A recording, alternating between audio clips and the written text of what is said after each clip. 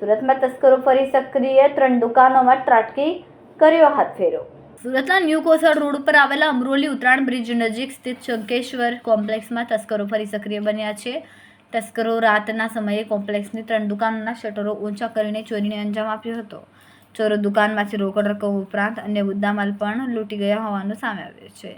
ચોરીની સમગ્ર ઘટના દુકાનોમાં લાગેલા સીસીટીવીમાં કેદ થઈ હતી.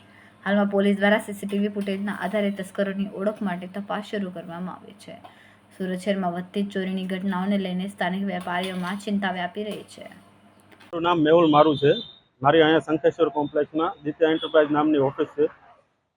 સવારમાં વહેલી સવારે આશરે 6 વાગ્યાના આસપાસ અહીંયા મારી દુકાન અને બાજુની 2 દુકાનના તાળા તોડી ચોરી કરી ફરાર થઈ ગયેલો છે.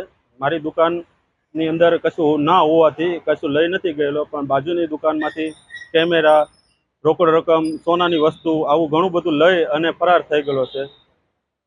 સવારમાં અમે જાણ થતાં સવાર વહેલી તકે અહીંયા પહોંચ્યા તો દુકાનના તાળા તૂટેલા હતા. પોલીસ ફરિયાદ કરી, પોલીસ આવી અને તપાસ કરી. થોડી ઘણી પોલીસ ફરિયાદ ચાલુ છે. ત્યારે પોલીસ પોતાની કામગીરી કરી રહી છે અને ઘણી બધી વસ્તુ લઈને ચોર ફરાર થઈ ગયેલો છે. કેમેરો લઈ ગયેલો છે, રોકડ રકમ લઈ ગયેલો છે, એક સોનાની વસ્તુ હતી, ઘણું ખરું લઈને વયો ગયેલો છે. સવારમાં આશરે 6:15 ટાઈમ હતો. 6:15 ટાઈમે આવીને ચોર ચોરી કરીને નાસી ગયેલો છે.